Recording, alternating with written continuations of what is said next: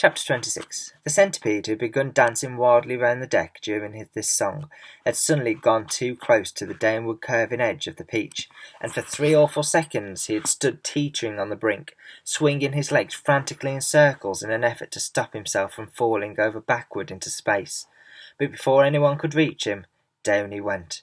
He gave a shriek of terror as he fell, and the others, rushing to the side and peering over, saw his poor long body tumbling over and over through the air, getting smaller and smaller until it was out of sight. "Silkworm!" yelled James. "Quick! Start spinning!" The silkworm sighed, for she was still very tired from the spinning all that silk for the seagulls, but she did as she was told. "I'm going down after him," cried James, grabbing the silk string as it started coming out of the silkworm, and tying the end around its waist. "The rest of you hold on to Silkworm so I don't pull her over with me.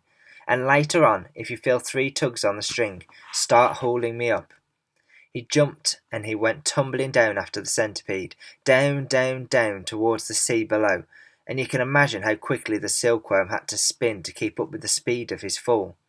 "We'll never see either of them again," cried the ladybird. Oh dear, just when we were so happy too." Miss Spider, the glowworm, and the ladybird all began to cry. So did the earthworm. "I don't care about this bit about the centipede," the earthworm sobbed, "but I really did love that little boy." Very softly, the old green grasshopper started to play the funeral march on his violin, and by the time he'd finished, everyone, including himself, was in floods of tears.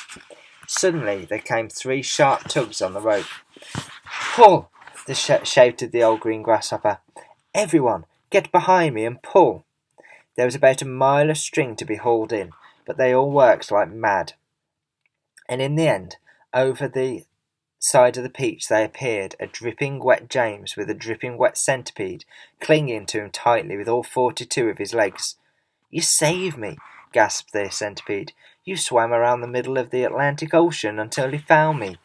"My dear boy," the old green grasshopper said, patting James on the back, "I do congratulate you." "My boots!" cried the centipede. "Just look at my precious boots! They're ruined by the water." "Be quiet," the earthworm said. "You're lucky to be alive." "And are we still going up and up?" asked James. "We certainly are," answered the old green grasshopper, "and it's beginning to get dark." "I know. It'll soon be night." "Why don't we all go below and keep warm until tomorrow morning?" Miss Spider suggested. "No," the old green grasshopper said. "I think that would be very unwise. It'll be safer if we all stay up here, though, through the night and keep watch. Then, if anything happens, we shall, anyway, be ready for it." Chapter 27. James Henry Trotter and his companions crouched close together on top of the peach as the night began closing in around them. Clouds like mountains towered high above their heads on all sides, mysterious, menacing, and overwhelming. Gradually it grew darker and darker, and then a pale 3/4 moon came up over the tops of the clouds and cast an eerie light over the whole scene. The giant peach swayed gently from side to side as it floated along, and the hundreds of silky white strings going upward from its stem were beautiful in the moonlight. So also was the great flock of seagulls overhead. There was not a sound anywhere. Travelling upon the peach was not in the least like travelling in an aeroplane. The aeroplane comes clattering and roaring through the sky, and whatever might be lurking secretly up there in the great cloud mountains goes running from cover as it approaches. That is why people travel in aeroplanes never see anything. But the peach, ah yes, the peach was a soft, stealthy traveller, making no noise at all as it floated along, and several times during that long silent night ride, high up over the middle of the ocean in the moonlight, James and his friends saw things that no one had ever seen before. Once, as they drifted silently past a massive white cloud, they saw on the top of it a group of strange, tall, wispy-looking things that were about twice the height of ordinary men.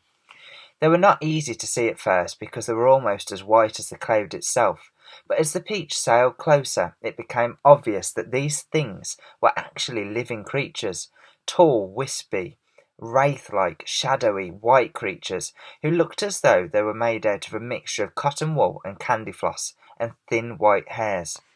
"Oh," the ladybird said, I don't like this at all." "Shh," James whispered back. "Don't let them hear you. They must be cloud men." "Cloud men," they murmured, huddling closer together for comfort. Oh dear, I'm glad I'm blind." "I can't see 'em," the earthworm said, "or I'd probably scream." "I hope they don't turn around and see us," Miss Spider stammered. Do you think they would eat us?" the earthworm asked. "They would eat you," the centipede answered, grinning. "They would cut you up like a salami and eat you in thin slices." The poor earthworm began to quiver all over with fright. "But what are they doing?" the old green grasshopper whispered. "I don't know," James answered softly. "Let's watch and see." The cloudmen were all standing in a group, and they were doing something peculiar with their hands. First, they would reach out, all of them at once, and grab handfuls of cloud. Then they would roll these handfuls of cloud in their fingers until they turned into what looked like large white marbles. Then they would toss the marbles to one side and quickly grab more bits of cloud and start over again. It was all very silent and mysterious. The pile of marbles beside them kept growing larger and larger. Soon there was a truckload of them there at least. "They must be absolutely mad," the centipede said. "There's nothing to be afraid of here." "Be quiet, you pest," the earthworm whispered. "We shall all be eaten if they see us."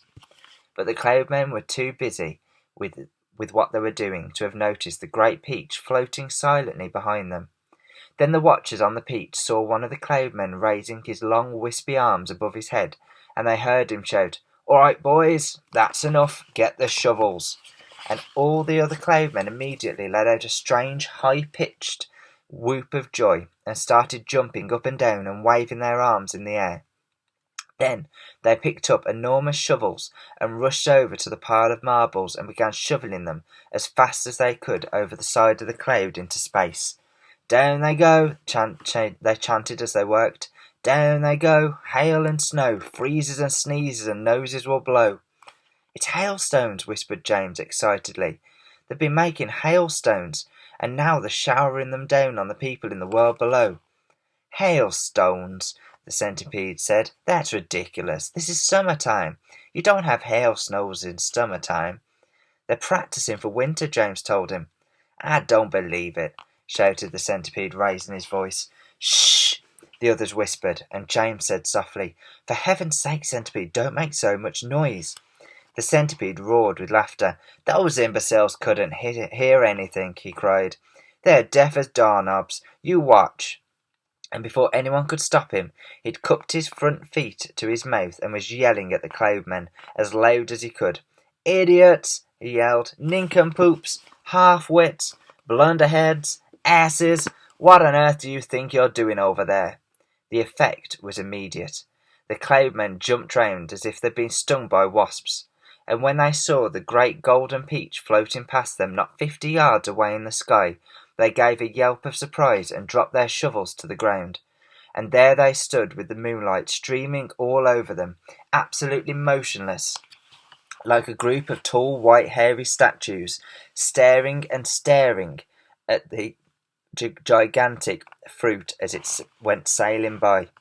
The passengers on the peach, all except the centipede, sat frozen with terror, looking back at the cloudmen and wondering what was going to happen next.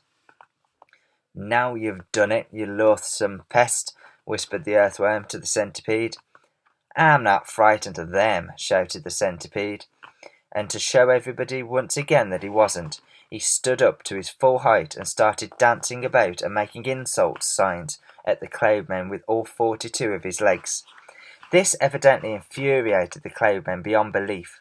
All at once they spun round and grabbed great handfuls of hailstones and rushed to the edge of the cloud and started throwing them at the peach, shrieking with fury all the time. "Look out!" cried James. "Quick! Lie down! Lie flat on the deck!" It was lucky that they did. A large hailstorm can hurt you as much as a rock or a lump of lead if it's thrown hard enough, and my goodness, how those cloudmen could throw! The hailstones came whizzing through the air like bullets from a machine gun, and James could hear them smashing against the side of the peach and burying themselves in the peach flesh with horrible squelching noises. Plop, plop, plop, and then ping, ping, ping. as they bounced off the poor ladybird's shell because she couldn't lie as flat as the others, and then crack, as one of them hit the centipede right on the nose, and crack again as another one hit him somewhere else. "Ow!" he cried. "Ow! Stop! Stop! Stop!" But the Cloudmen had no intention of stopping.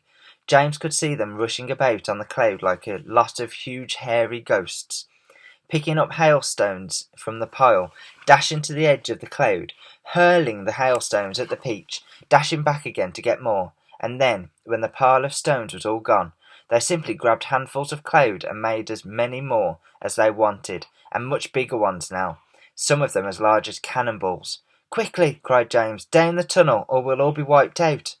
There was a rush for the tunnel entrance, and half a minute later everybody was safely downstairs inside the stone of the Peach, trembling with fright, and listening to the noises of the hailstones as they came crashing against the side of the Peach. "I'm a wreck," groaned the centipede. "I'm a wounded all over." "It serves you right," the earthworm said. "Would somebody kindly look and see if my shell is cracked?" the ladybird said. "Give us some light," shouted the old green grasshopper. "I can't," wailed the glowworm. "They've broken my bulb." "Then put in another one," said the centipede. "Be quiet a moment," said James. "Listen. I do believe they're not hitting us any more." They all stopped talking and listened. Yes, the noise had ceased. The hailstones were no longer smashing against the Peach. "We've left them behind. The seagulls must have pulled us away out of danger. Hooray, let's go up and see." Cautiously, with James going first, they all climbed back up the tunnel. James poked his head out and looked around. "It's all clear," he called. "I can't see them anywhere."